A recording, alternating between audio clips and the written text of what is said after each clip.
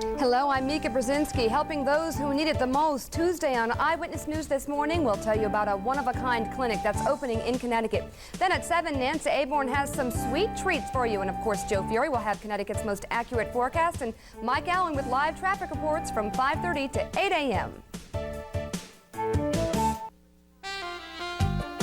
You're on Channel 3 Eyewitness News. This is Connecticut's news station. Yes, Mika really will be up that early tomorrow morning. In other news tonight, a doctor who's been treating cancer patients with what's called a miracle cure is on trial right now. He's accused by the federal government of being a quack. But a Connecticut man is among his top supporters. Channel 3's Dennis House now joins us from the Eyewitness News Satellite Center with that story. Dennis. Well, good evening. Denise DeCenzo profiled Dr. Stanislav Brzezinski on this very newscast last year. Dr. B, as he is called, practices in Houston, but has patients all over the nation who rely on his miracle cure.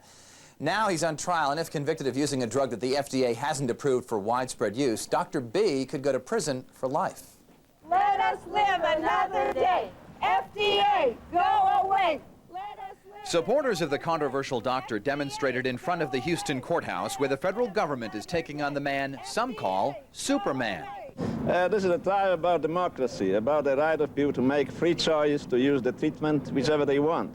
This is a trial against the government, which is forcing the people to use the treatment which is approved centrally from Washington. At issue is what Dr. Brzezinski says is a cure for cancer, anti-neoplastin, derived originally from urine, now made synthetically. Andy Kane of Windsor Locks sought out Dr. Brzezinski last year to treat cancer found in his brain. 7 months later, my tumor has been reduced 90%, and I'm a believer. He's onto something. He's saved a lot of lives. Brzezinski says his best results are with non-curable brain and prostate cancer, as well as non-Hodgkin's lymphoma and cancers of the breast, colon, lungs, and pancreas. We proved it beyond any doubt that the treatment works. It works for some cancers, it doesn't work for the other cancers, but it works. But the government disagrees and says at several $1,000s a session, this could be a hoax, and they want Dr. Brzezinski stopped. He saved hundreds of lives. Why did they want to put him in jail? We love Dr. B. We love Dr. B. We love Dr. B. The FDA has approved anti-neoplastin for experimental use only. Dr. Brzezinski is very confident he will win this case because the drug works. Federal prosecutors say that's not the issue. The issue is, they say, that Brzezinski broke the law. In fact, patients will not be allowed to testify. Al, but if the doctor is convicted, many people fear they will lose their battles with cancer. We'll have to wait and see. It's a vitally important story to a lot of people, and we should point out, I think, that this Dr. Brzezinski is not related to Mika. That's a different name. In case Brzezinski and Brzezinski, yes. yes. It sounds similar, but it's different. Thanks for your update. All right. In tonight's Do Your Health Report, preventing allergies before you start sniffling. Today, the FDA approved a prescription allergy drug to be sold over the counter. It's called nasal crum, and when taken at least 1 week before exposure to allergens, the drug can diminish symptoms that trigger sniffling and sneezing. The most common side effects reported with the drug were nasal irritations. Now, nasal crum is expected to begin showing up on store shelves before spring. Drink 3, that's the new logo promoting milk. It's a renewed effort to get people to consume more calcium, one of the 3 nutrients the government says is missing from American diets. Women suffer most from calcium deficits, especially if they stop drinking it in their teens. Now remember, you can drink skim milk and get all the nutrients and none of the fat. An estimated 80,000 children in Connecticut do not have health insurance, and now a state task force is proposing new legislation that would cover those kids. The proposal would allow the government to insure children whose families currently do not qualify for Medicaid. An honest co-worker saves the holidays for Dinah Davis. Last month, on of all days, Friday the 13th, the Hartford postal employee here lost a lot of money at work, more than $1,400 she'd put in an envelope after cashing her paycheck. This was money she intended to use to buy Christmas presents. Davis thought she'd never see it again, but after word went out through the post office, mail handler Richard Aronson spotted it and turned it in. And you had no questions in your mind. You were just going to return it. Wasn't tempting at all. Well, maybe a little tempting, but you have to do the right thing. You know, it's not my money. Aronson talking with Channel 3's Susan Raff there. Davis says she offered him a $100 reward, but he wouldn't take it. so she went out and bought him a gold watch instead for Christmas. Oh, that's nice. We need more people like him. Great Christmas story. Hilton Kaderli says to button up, it's cold out and it's getting colder. His forecast is next. Yes, he's known for being eccentric, and his latest stunt is no exception. We'll explain. And Chrysler says it's made a major breakthrough tonight in the way cars run. Stay with us. Next, Inside Edition. He was one of this town's most prominent businessmen, but his racist remarks have finally been caught on tape. He's a pretty good come up here. Do you up? Now some townspeople are rallying to get his car dealership taken away. He's a very mean and vicious man. And wise guy Ken Wall is on the wrong side of the law again. Exclusive. In a shocking interview, he tells us what happened. Watch Inside Edition.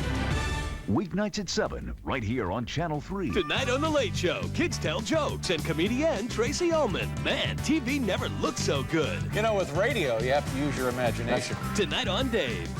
Right after Channel 3 Eyewitness News Night Beat.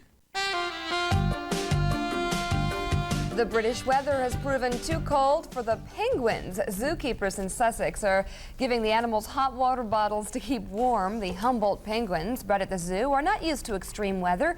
The animals having the most fun in the snow are the ones that come from the hottest places around the world. The emus, kangaroos, and flamingos. They are having a good time. Yeah, boy, you know it's cold when the penguins are cold. Yes, that's not a good sign. Wonder if we'll be seeing some cold weather coming up soon. I bet we will before too long. It's getting colder now, Hilton. How cold will it get tonight? Getting colder. We're going to be into the 20s tonight. Getting colder, and we may see some of that white stuff for the emus and the flamingos locally to hop around in before we get through this work week. High temperatures today. Look at this. We were talking about cold, but temperatures in the 50s and upper 40s. The catch is these temperatures right after midnight, and it's been a gradual slide downhill since. Right now at the Channel 3 New England Weather Service in Hartford, we're down to 34 now with an easterly breeze at 4 miles an hour. And in Meriden Square Mall Shopping Center, it's also 34 with a northerly or northwesterly wind. And those temperatures, the current temperatures around the area, 27 at the Country Club in Goshen. And let's go back to that display one more time because I want to show you one thing about those temperatures on the WeatherNet. These current temperatures are also the lows for the day. So we continue to fall. Now then, let's look at statewide reports as of 11 o'clock. And we see that in addition to the WeatherNet temperatures, we've got 31 degrees at Bradley International Airport, 32 degrees in Wyndham. On the shoreline, readings in the mid to upper 30s, but they'll be sliding into the low 30s and upper 20s on the shoreline and interior sections before the night is over. As a matter of fact, much of western Massachusetts already in the 20s. It's 30 degrees in Springfield right now. Cold weather pattern in the upper atmosphere will hold chilly temperatures and usher in more cold air as the week progresses here in the northeast. And a storm system in the southwest deserts has spread more than 2 feet of snow into the higher elevations of New Mexico already, and it looks like a snow, ice, and rain storm will creep across the southern part of the United States during this work week. And the trick is to determine whether or not this storm will take a turn up the coast as it approaches the Atlantic coast on Friday.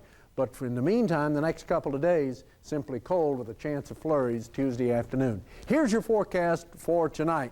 Tonight is going to be clear to partly cloudy, overnight lows in the 20s. And for tomorrow, a partly sunny day, chance for an afternoon flurry, highs in the low to mid 30s. That'll be a shock. And for Wednesday, a mix of sun and clouds and breezy, 30 to 36.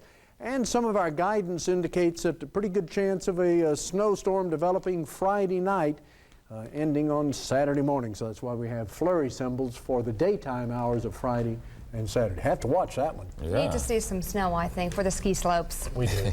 All right. Thanks a lot, But Hilton. just for them. Yeah, really. Thanks. All right. Chrysler has tonight claimed it is making a technological breakthrough, something that's going to bring electric fuel cell cars 10 years closer to reality. In our Business Beat report, the automaker says it has designed a way to extract hydrogen from cheap, low-octane gasoline, and then they'd use that hydrogen to power electric cars. The company says it'll mean better mileage, a longer range, and nearly no pollution.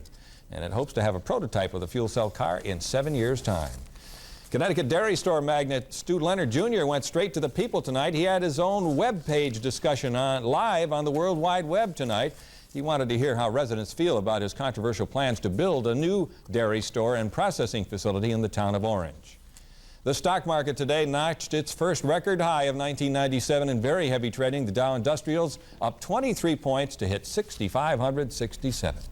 And coming up next on the NightBEAT Sports with Harvey Smilovitz, and he says, wait till you see the ending of the Whalers match in Montreal. It may give you nightmares. And the latest performance by Olympic skater Nancy Kerrigan draws rave reviews.